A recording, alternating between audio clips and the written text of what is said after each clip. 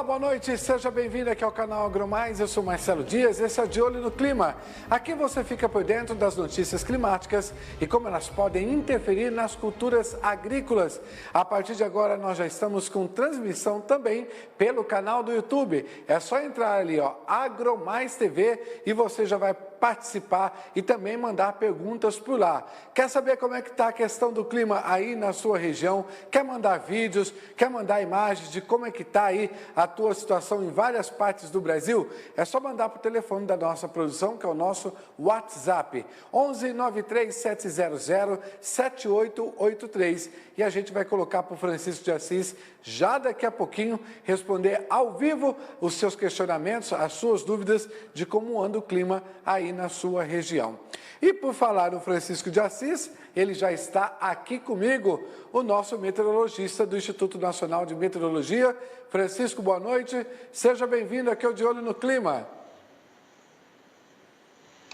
Olá, boa noite, Marcelo, boa noite, ouvintes de Olho no Clima, tudo bem, Marcelo?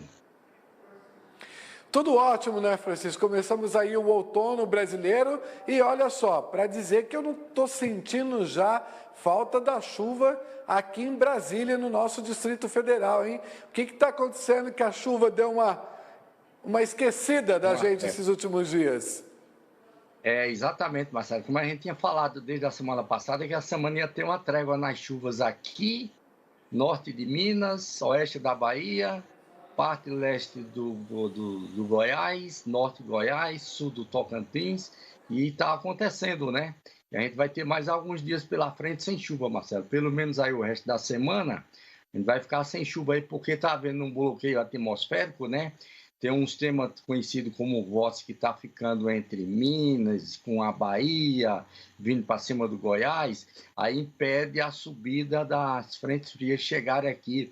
Fica predominando condições de sol com formação de poucas nuvens, sem condição de chuva, como está ocorrendo agora durante esses dias, né? E vai persistir aí durante o resto da semana ainda, até o final de semana, essas condições ainda, predomínio de sol, Marcelo, com temperaturas amenas, né? Não é muito calorzão, temperatura não é muito elevada. No Minas Gerais, as temperaturas no norte de Minas está chegando a algo também de 33, 34 graus, mais quente do que aqui, né?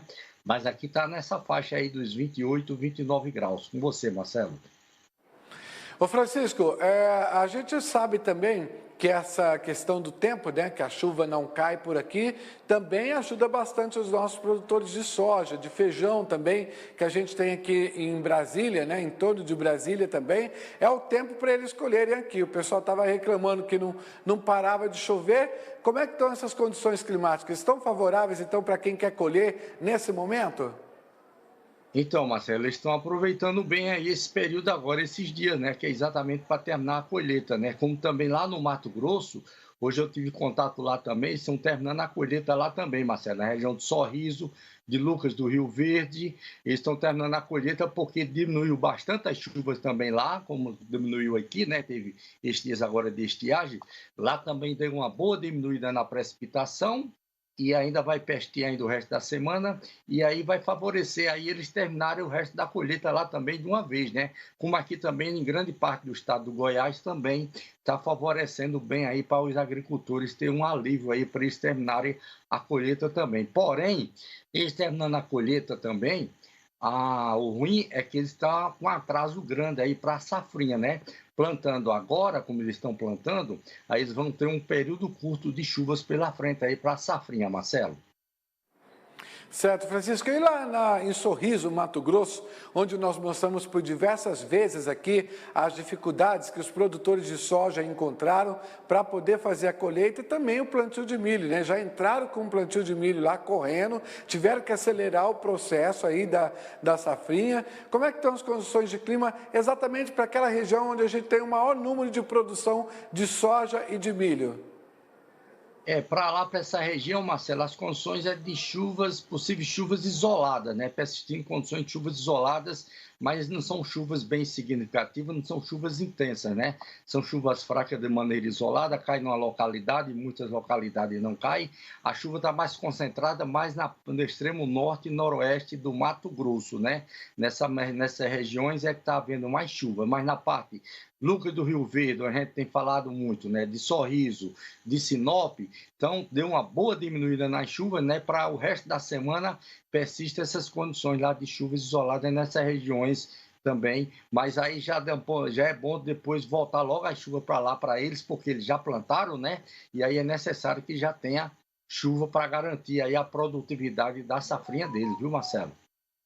Aí vai ser aquela hora que tem que cair a água mesmo para ajudar, né? Já deu tempinho aí do sol para poder fazer a colheita, fazer o plantio, vai precisar da água aí para o solo, como você deixou bem explicado, né? O clima ele também precisa aí, o solo precisa dessa água para poder fazer tudo acontecer, né, Francisco? Exatamente. Eu acho que agora lá para eles lá, viu, Marcelo, eles já vão precisar que já volta a chuva, né? Não ficar mais esses dias de estiagem pela frente, né? Mas a gente ainda tem ainda o resto da semana com condições de chuvas praticamente fracas lá na região deles lá. Podendo ver no mapa aí, onde tem condições de chuvas mais intensas, é lá na parte norte do Tocantins, extremo norte do Mato Grosso. No Maranhão persiste muita chuva também ainda, Marcelo, também. No Piauí também persiste muita chuva, chuva de maneiras intensas também no Piauí. Chuvas também bem significativas lá no Ceará, como praticamente todo o estado do Ceará. Oeste de Pernambuco, oeste da Paraíba, no Rio Grande do Norte também chuvas de maneira até significativa. A gente tem aí as condições mais sem chuva, né, de estiagem pegando desde ali Sergipe, Alagoas, praticamente todo o estado da Bahia, praticamente todo o estado de Minas Gerais, aqui adentrando para o Goiás, a parte praticamente todo o estado do Goiás, com exceção da parte oeste que pode cair chuvas em áreas isoladas. E aí a gente vai ter condições, Marcelo, de chuvas bem intensas já para o final do dia dessa quinta-feira, para acontecer aí para o Rio Grande do Sul. O Rio Grande do Sul vai chegar uma frente fria no final do dia dessa quinta-feira, já à noite, né? Aí a gente vai ter condições de temporais, chuvas intensas, com condições também de vendaval lá para o Rio Grande do Sul, viu, Marcelo? Mas, porém, mais na parte sul e parte oeste do estado. Com você, Marcelo. Certo, Francisco. Olha só, você que está nos acompanhando aí, pode já aproveitar para enviar suas perguntas para o 11 93700 7883, que é o nosso telefone aí da produção, o nosso telefone do WhatsApp, 11 93700 7883, e também aí no canal do YouTube, você que está nos assistindo, pode mandar as perguntas por aí no nosso chat, que a gente vai estar colocando aqui para o Francisco responder. Já que nós estamos falando do sul do Brasil, você acabou de dar uma dica para nós, a gente vai falar sobre a colheita da safra da soja no Paraná, que já atinge 75% da área. O que surpreende é que o resultado, no que diz respeito à qualidade dos grãos colhidos, que segundo o DERAL, estão em condições boas, 82%, médias 17% e ruins 1%. Sobre isso eu vou conversar agora com a repórter Cilei Benetti, direto de Cascavel, no Paraná. Cilei, muito obrigado mais uma vez pela sua presença aqui no De Olho no Clima. De acordo com os números aí, a gente pode dizer que está positivo então, né? Boa noite. Boa noite você, boa noite a todos que nos acompanham pelo Brasil e também pelo mundo através da internet, né? De verdade, os agricultores estão animados e felizes aqui, principalmente no estado do Paraná. A perspectiva era que tivéssemos uma quebra de safra até maior do que a gente está registrando agora, por conta daquela chuva, né? O excesso de chuva, qual já falei aqui outras vezes, aqui no canal AgroMais. No começo do ano, choveu bastante, atrasou o ciclo da soja, teve alguma perda, mas felizmente não foi tanto quanto se imaginava. Então, retomando os dados aqui, esses dados são oficiais, segundo o Departamento de Economia Rural, o DERAL, da Secretaria de Agricultura do Estado do Paraná. A colheita da safra da soja, então, já atinge 75% da área do relatório. Mas os dados que você mesmo disse que são surpresa em relação à qualidade dessas lavouras. 82% delas teve uma condição muito boa. Média 17%, que aí veio um pouco dessa quebra, né? E ruim 1%. Então, a gente considera que a safra foi cheia, digamos, a safra foi muito boa na região oeste, também em todo o estado do Paraná, de modo geral. Uma informação importante também, Marcelo, e para quem acompanha a gente através aqui do canal AgroMais, em relação ao milho.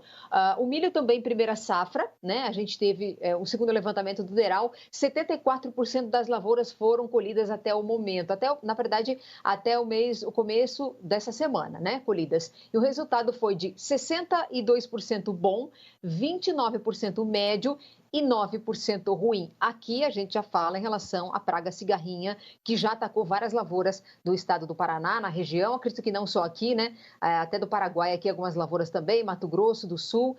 A gente teve registro da cigarrinha, está acontecendo agora também, mas isso teve essa pequena quebra aí também, cerca de 29% médio e 9% ruim. Já a segunda safra, a situação, o pessoal está plantando agora, né? 88% do plantio concluído, 38% está em fase de germinação, 60% desenvolvimento vegetativo e 2% em fase de floração. Agora, Marcelo, é importante lembrar que nesse mesmo período do ano passado, tanto a colheita da soja quanto a do milho, o plantio do milho, praticamente encerrado no estado do Paraná. Então, não dá para dizer que está tudo bem, né? Porque a gente está atrasado. Já deveria ter terminado tudo isso para que o milho já estivesse na fase aí quase né, colocando a floração, o pendoamento, com chama, né? Para daí sim não ter problema de pegar um frio. Aliás, esse ano frio, né? O pessoal da previsão pode dizer, mas que a gente ouve falar aí que o frio deve vir mais cedo. Então, o produtor rural está bastante preocupado, sim, com a segunda safra, que é a do milho, principalmente aqui no sul do Brasil. Marcelo. Olha, é importante isso que você destacou, né, Cilei? Quando a gente fala da qualidade, era uma preocupação que nós tínhamos, né? Inclusive nas nossas conversas aqui, nós até falávamos, como é que vai ficar essa questão da qualidade dos grãos, muita chuva, muita umidade, vai acabar prejudicando, mas o produtor, ele sempre arruma um jeito e de uma certa forma aí, o clima sempre acaba depois colaborando, né? E é exatamente isso sobre que eu ia perguntar, a questão da qualidade dos grãos. Você que conversa todos os dias aí com os produtores, visita as propriedades, você tem conseguido verificar realmente que essas qualidades aí dos grãos superaram as expectativas aí no Paraná? Os produtores, eles estão bem satisfeitos? Dá para dizer que sim, Marcelo. Aquilo que a gente falava, eles esperavam que a quebra seria maior. Acredito que até o próprio governo do estado do Paraná, o DERAL, acreditava numa perda maior por conta daquela chuva excessiva no mês de janeiro. Teve algumas regiões aqui do estado do Paraná, a região central, por exemplo, ali na região centro-sul, Guarapuava, que ficaram 24 dias do mês de janeiro, que tem, né, 30 dias, chovendo ou pelo menos nublado. Isso atrasou o ciclo, isso causou mais doenças, mais pragas, ferrugem, enfim, uma série de fatores que poderiam ter influenciado de maneira negativa, maior, né, de forma mais intensa, mas felizmente isso não aconteceu. Então dá para dizer sim que os grãos ainda saíram numa qualidade boa para ser inclusive aproveitado aí pelas indústrias e também pela exportação.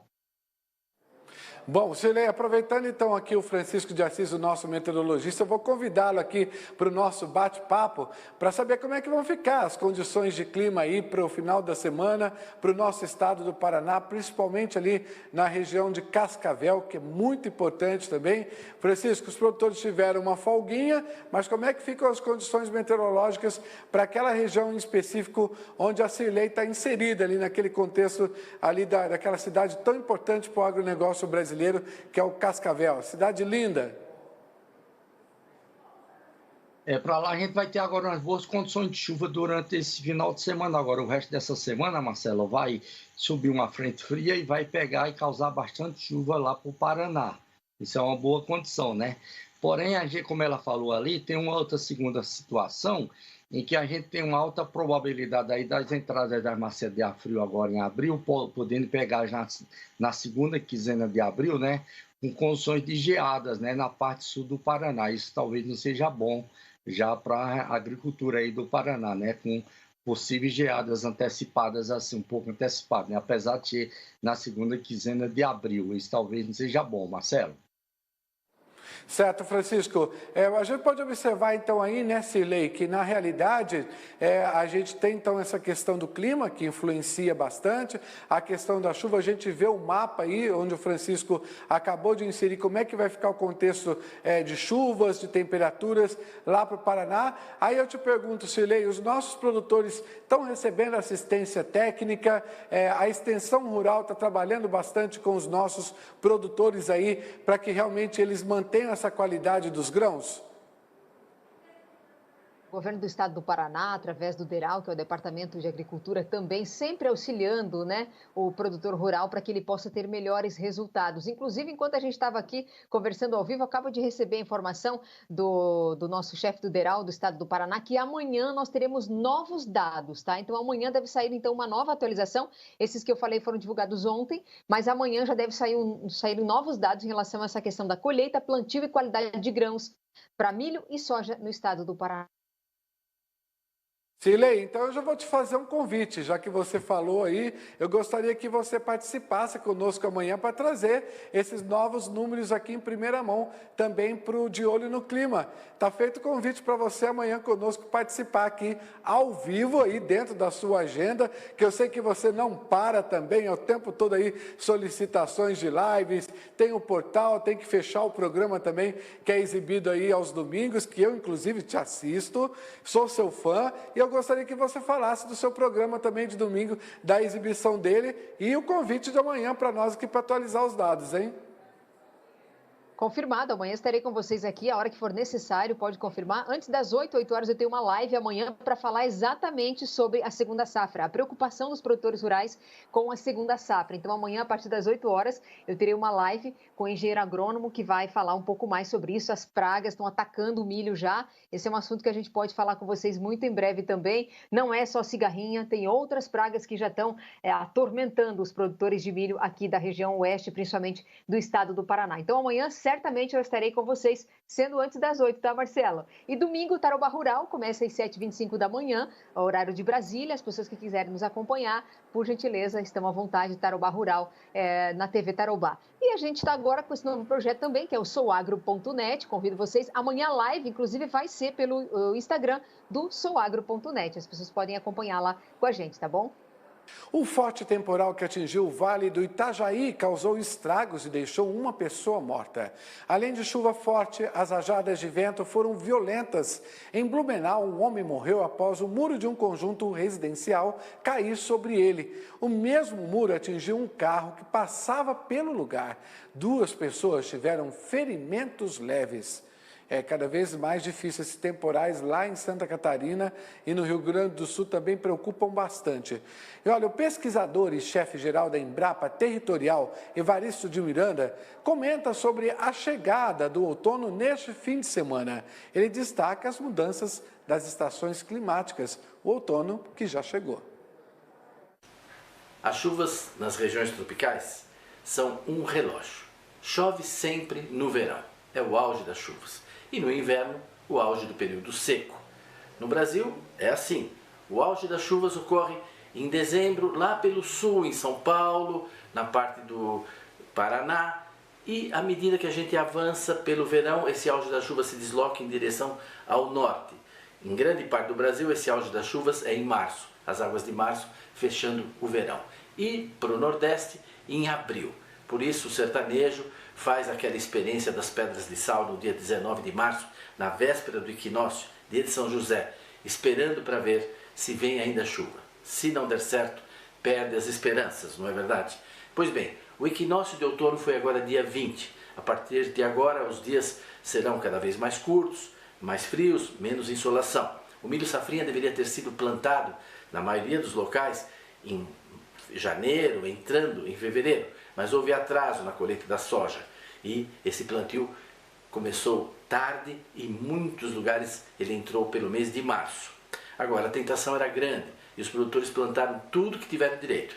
Se der certo, vem aí uma safra de 82 a 84 milhões de toneladas. Por quê? Porque a perspectiva de rentabilidade é muito boa. A cotação está alta em Chicago, a demanda continua muito forte, o câmbio favorável, ou seja, a perspectiva de uma grande rentabilidade. A força dos agricultores está na tecnologia. Prepararam bem o solo, variedades de ciclo curto, garantiram um bom enraizamento, matéria orgânica, palhada, nenhuma perda d'água por escoamento superficial. Isso é que pode garantir o agricultor. Quem não cuida bem do solo e da palhada, arrisca mais nesse momento.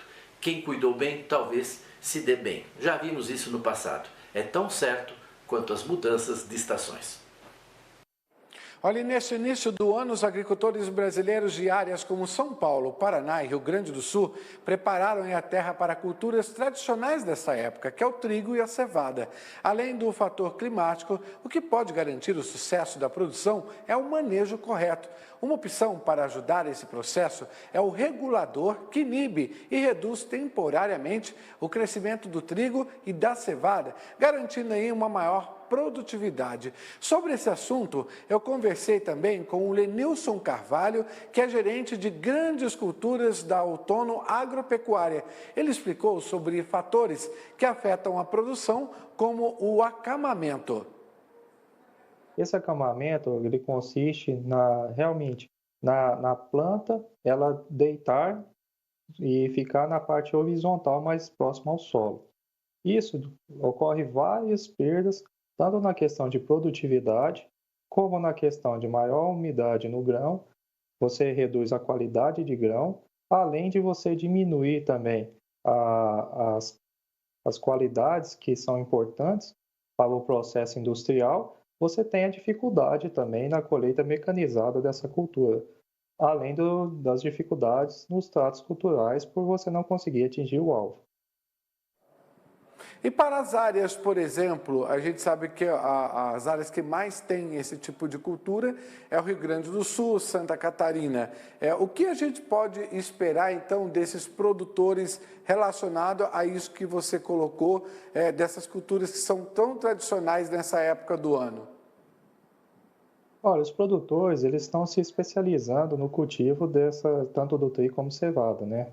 As principais regiões se encontram no sul do país, onde que eles já têm desde a parte de escolha do cultivar, escolha da densidade de plantio, análise da fertilidade do solo, as necessidades de adubações nitrogenadas em cobertura, também as demais tratos culturais, assim como acompanhamento do regime climático, que pode favorecer a questão do acamamento. Então, todos esses fatores, a conjunção deles, eles podem possibilitar uma maior prospecção da cultura ao acamamento. O manejo correto é uma das alternativas aí para evitar maiores problemas aí para esses tipos de culturas. Quais são as dicas que você pode passar para os nossos produtores para evitar, então, doenças bem perigosas para essa época do ano?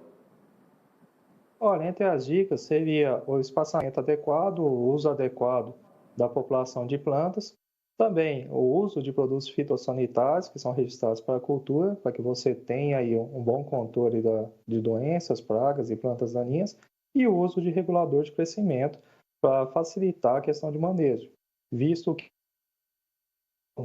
reduzindo o crescimento da planta, ou seja, o comprimento entre os nós, e também você tem aí uma população de plantas com porte mais baixo, mais ereto, facilitando os tratos culturais e a colheita e a qualidade de grão. Os produtores, eles têm aí novas tecnologias que surgiram nos últimos anos em termos de poder ajudá-los quando surge alguma doença, quando o trato com a cultura fica complicado também devido ao clima, que às vezes quando é muito quente pode prejudicar também aí a cultura. Quais são as novas tecnologias que podem estar ajudando os produtores aí nesse sentido no combate a essas doenças? Hoje a gente tem desde novas formulações que estão sendo trabalhadas, que são mais adaptadas às condições brasileiras, vamos dizer assim. A gente tem diversas condições de cultivo ao longo de todo o país, mas existem algumas características dentro das formulações para diminuir fotodegradação, para ter uma melhor solubilidade, uma melhor absorção pelas plantas, até chegar ao alvo realmente que é de interesse aí para o manejo, para o cultivo. Entre novos produtos e novas tecnologias também que podem ser usados. Um deles também é a questão do lançamento do nosso regulador de crescimento, que pode ser utilizado também dentro do manejo do trigo e cevada. Os produtores, eles estão mais conscientes desse tipo de tecnologia que vocês utilizam? Você tem observado aí que nos últimos anos os produtores têm colocado essas novas técnicas para combater essas doenças, para combater essa situação que envolve as lavouras para esta época? Hoje os produtores estão muito tecnificados. A gente vê no Brasil uma crescente no uso da tecnologia, seja através de novas moléculas, seja através de produtos modificados, seja através de maquinário, diversas condições aí que o produtor hoje brasileiro tem acesso. Então, a cada dia o produtor está se especializando mais na questão de produção, na questão da forma de cultivo e em busca de maiores produtividades. A gente vê ao longo de vários anos isso ocorrendo em todas as culturas aí que são importantes para o país, esse crescimento em produtividade e também em qualidade daquilo que é produzido. E o que o produtor ele pode fazer, por exemplo, que precisar aí dos serviços de vocês da Ouro Fino, né, dessa assessoria técnica para combater essas doenças que são bem aí típicas para este ano? Olha, a Ouro Fino é uma empresa que ela está, né, presente no Brasil, é uma empresa com DNA brasileiro, onde que a gente desenvolve todas as tecnologias voltadas para o agronegócio brasileiro. E temos uma equipe totalmente capacitada, especializada para auxiliar na parte técnica, condução das lavouras, esclarecimento de dúvidas, e também estamos gerando novas tecnologias através de novos produtos reimaginados para a agricultura brasileira. Um dos nossos lançamentos está sendo o Trix, que é o nosso regulador de crescimento das culturas de trigo e cevada, e também atua como maturador na cultura da cana-de-açúcar. Então, a Ouro Fino ela vem inovando, ela vem trazendo um portfólio robusto para as culturas que realmente são importantes aí para o agronegócio brasileiro. A primavera chinesa está enchendo os olhos de quem gosta de flores. Campos lindos, vastos e coloridos. As cerejeiras desabrocharam.